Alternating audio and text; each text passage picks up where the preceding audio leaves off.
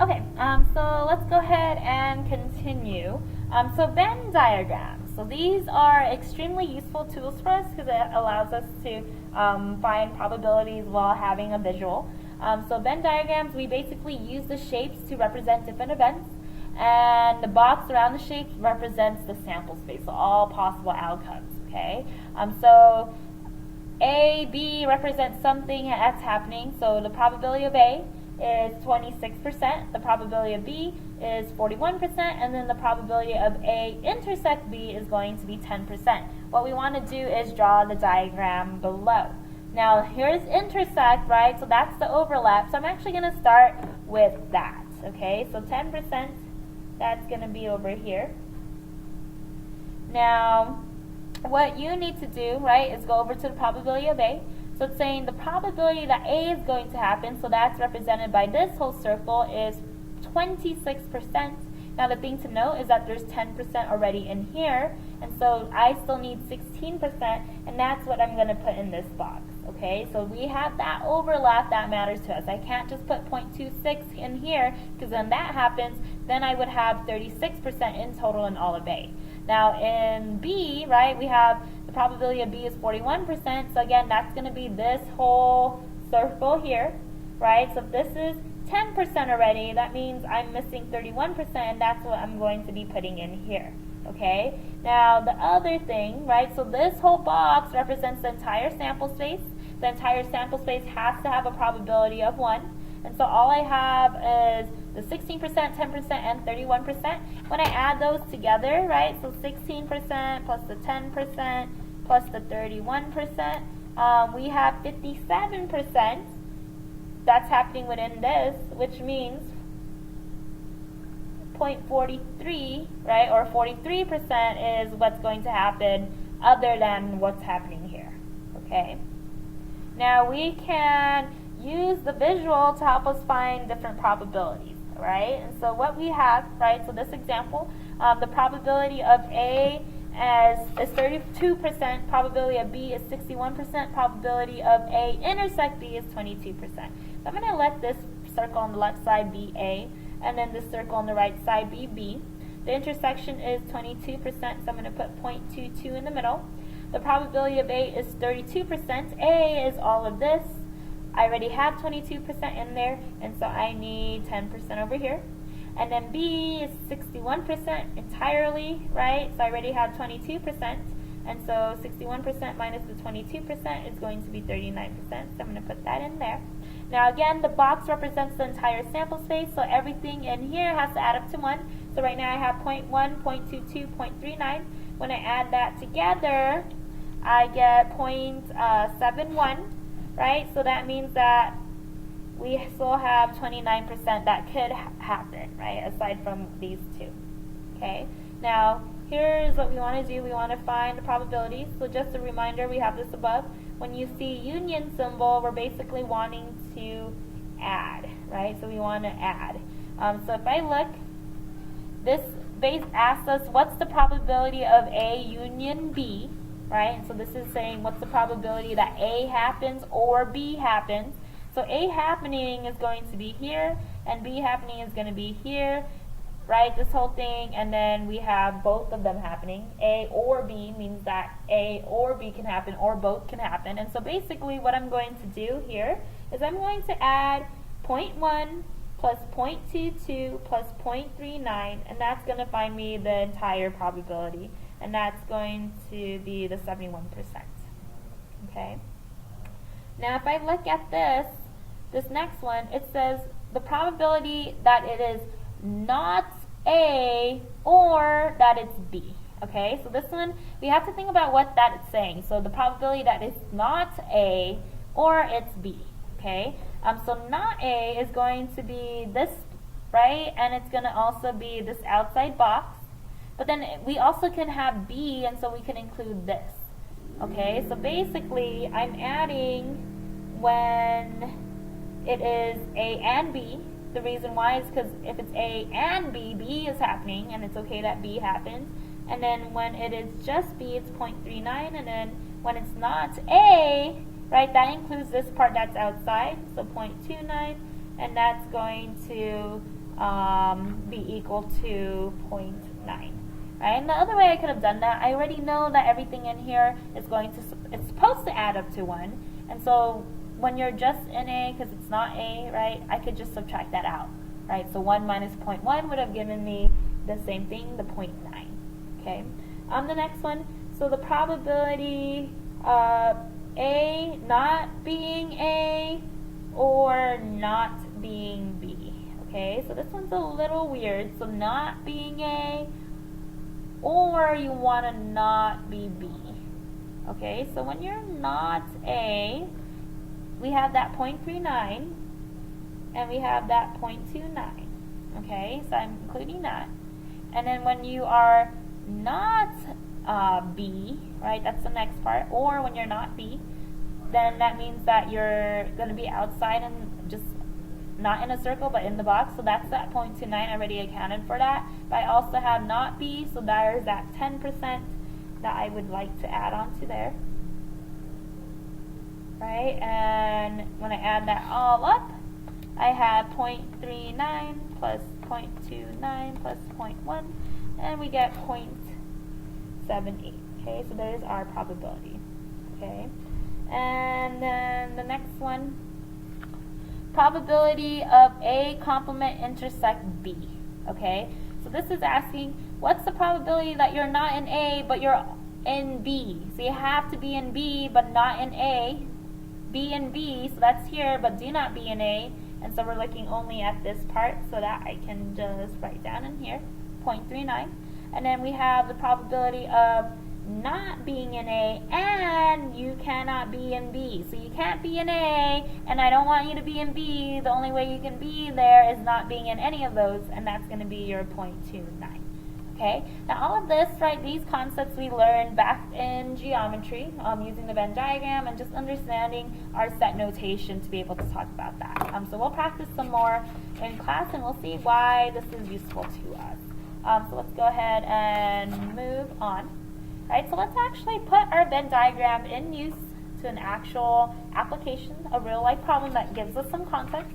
So if we read this, real estate ads suggest that 23% of homes for sale have fireplaces, 65% have a second bathroom, and 13% have both features. What is the probability that a home for sale has?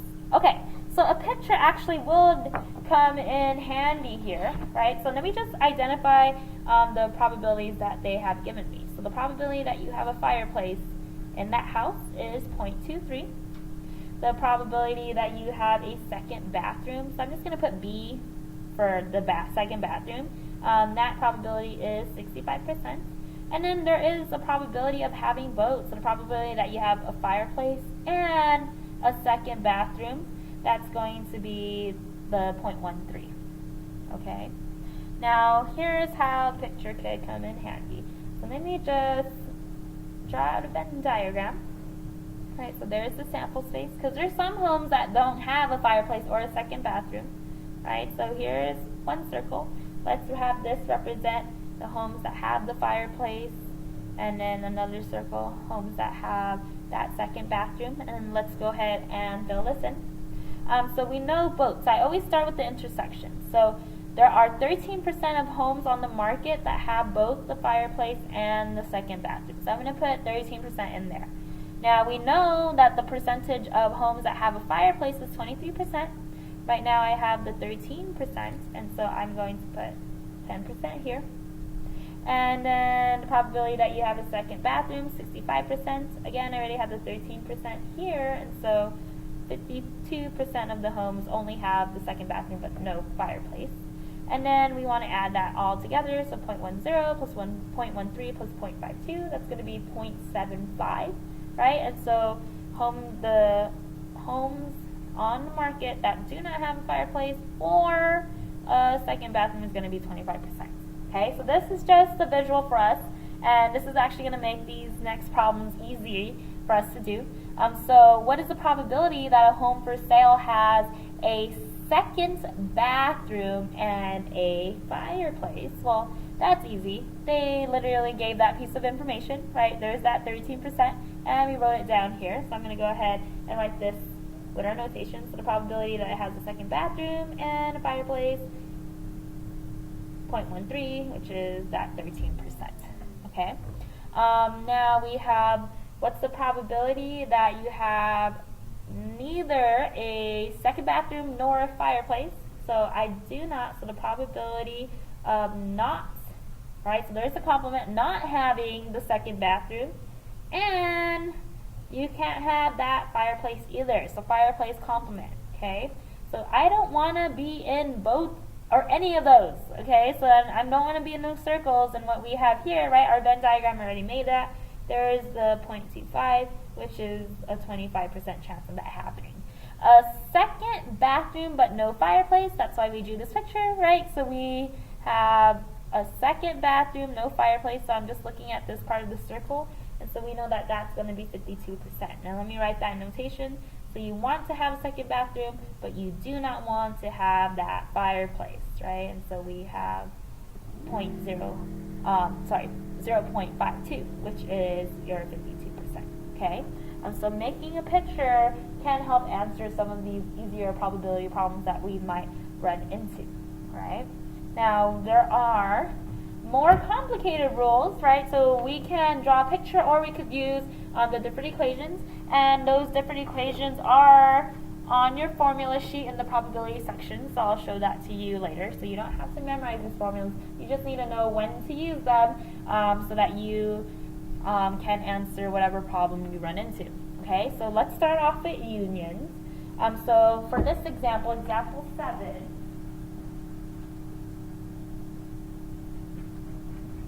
I have a deck of cards, right? So for a deck of cards, when picking one card, what is the probability of picking a red card or picking a face card? Okay, so deck of cards, we know that there are 52.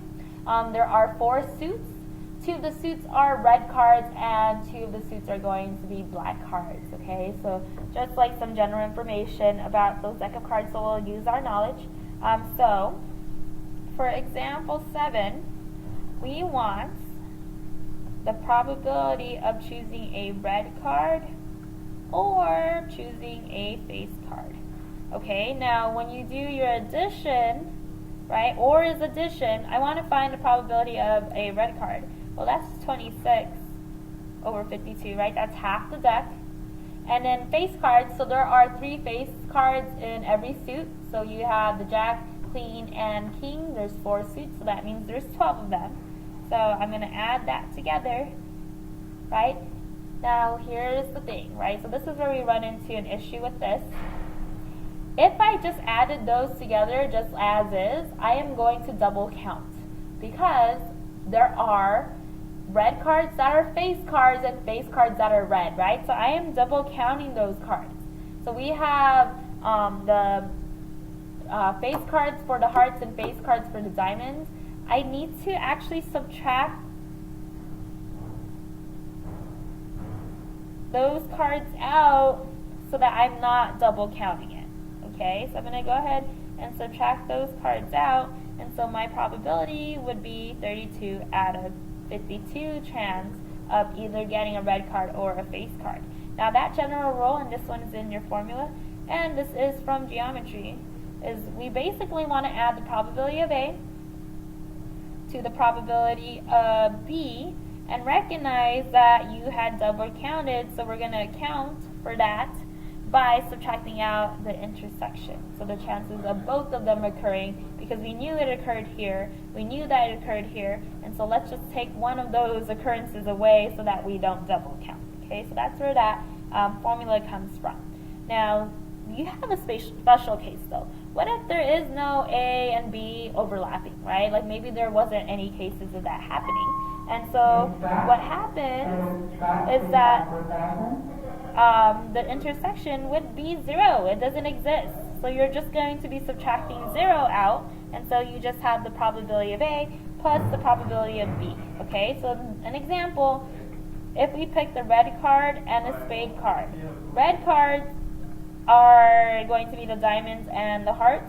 Spade cards are black cards. Those are not red cards.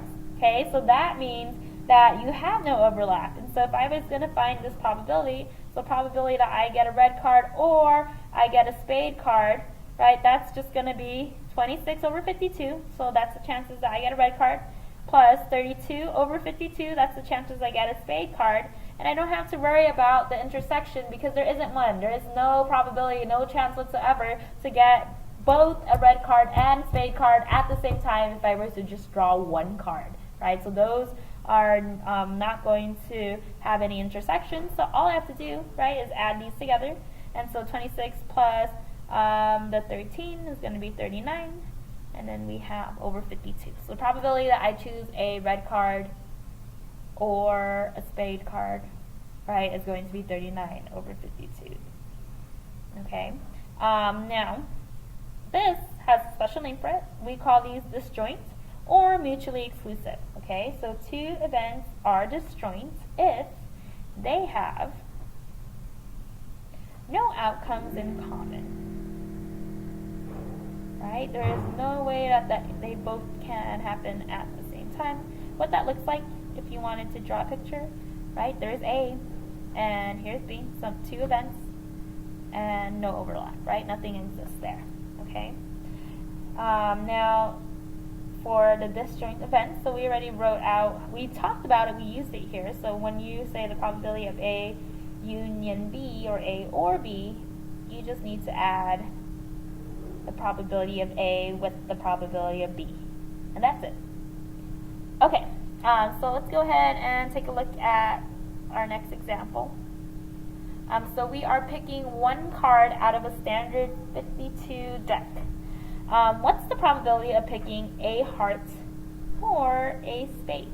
Okay, so now the question is, are these mutually exclusive or do we have an overlap? Now, can you be, so the question really you should ask yourself is, can I be a heart card and a spade card at the exact same time? And your answer is no, that cannot happen. Therefore, you have disjoint events. And so if I wanted to find the probability of a heart or a spade card, right, I just need to add those probabilities together and then I'm good. No need to worry about double counting. So 13 out of 52, that's the chances that you get a heart card, plus 13 over 52, chances you have a spade card, and we have 26 out of 52, which we'll just reduce to 1/2. Okay? Next one. A 3 or a spade. So again, this is the time when you ask yourself, can I be a 3 and a spade at the same time? And you're going to answer, yes, I can. Therefore, we have to use our general rule over here, right? We have to consider that intersection, right? So first, right, so I'm going to just write this out. So the probability that I get a 3 or it's a spade card. The probability that you get a 3, there's 4 3s in the deck, so 4 out of 52. The probability that I get a spade card is 13 over 52. The thing is, we just double counted, right? We counted the 3 of spades here, and we counted the 3 of spades here. And so I need to subtract out that one time that can occur so that I can get rid of that double count. So subtract 1 over 52, and then we get that our probability is 16 over 52. Okay? Next one, a queen or a king card. Queen and king. Can I be a queen and a king at the same time? The answer is no. Therefore, we have disjoint events. And that means I don't have to worry about subtracting out my intersection. So the probability of queen or king is equal to, well, there's 4 queens in the deck, so 4 out of 52, plus 4 kings in the deck, 4 out of 52. So that's just going to be 8 over 52. Okay, let's go ahead and continue. So probability that I have a red card or I have a heart. Okay, so red card or heart. Can I be a red card and a heart at the same time? Yes. Yes, I can. So these are not disjoint, which means I have to worry about that intersection, because if I just add them together, then I will double count. So the probability of a red card or a heart card is going to equal, okay, so the probability that it's red, there are 26 red cards in that deck, right? Probability that it's a heart card, there's 13 heart cards in the deck. How many heart cards are red? 13. So I have double counted it here and here. So I'm just going to subtract that out. And what we get is 26 out of 52, right? Which is just 1/2. Next one, probability that I get a black card or a face card, right? So probability that I have a black card or a face card. Now here's the thing that you have to ask yourself, can I be a black card and a face card at the same time? Yes, you can, right? Therefore, we need to think about that intersection before we start double counting. So I'm going to go ahead and find each of these probabilities and then subtract out the chances of both of them occurring. Okay, so the probability that you are a black card is 26 out of 52. Probability that you're a face card, 12 out of 52. And then we want to figure out what the probability is of being both a black card and a face card, and that's going to be 6 over 52.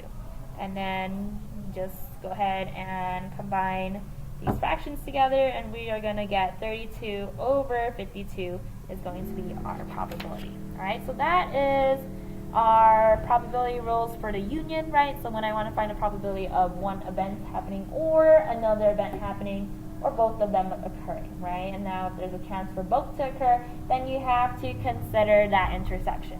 The next example, so this is just in generic terms for us, but we want to, again, use the rule. So if you look at this, it says the probability of event G is 25% and event K is 34%. And then we know that the probability of both of them occurring is 10%. And so what's the probability of G happening or K happening? Alright, and so this, right, if I were going to make a Venn diagram of this, like think about how we would make it. So if I'm here, and I have this, right, so this is P, or not P, sorry, this is G, and this is K. Probability of both is 0.1, and then G is 25, right? But I'm not going to stick 25 in there because I already have 0.1 there. So I'm going to put 0.15 over here, and then K is 34%. But again, I have that 0.1 there, and so I'm going to put 0.24, right, to account for that 0.1. Okay. Now, if I wanted to find the union, I would just add these all together because I want G or K or both.